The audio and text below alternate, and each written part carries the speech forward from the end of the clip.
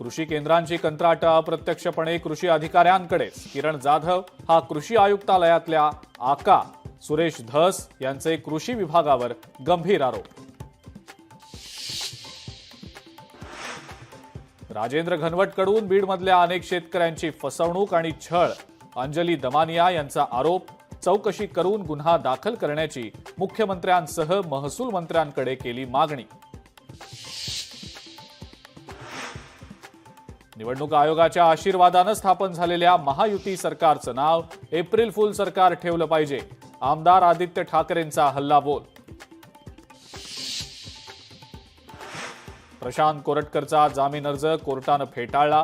प्रशांत कोरटकरला कोल्हापूर कोर्टाचा दणका. महापुरुषांच्या अवमान प्रकरणी कोरटकरचा कोठडीतला मुक्काम वाढला.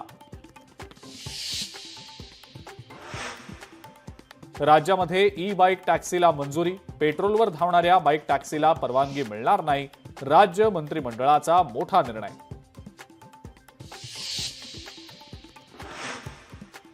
वक्फ विधेयकावर उद्या दुपारी 12 वाजता लोकसभेमध्ये चर्चा. विधेयक संसदेत मंजूर होणार का याकडे लक्ष.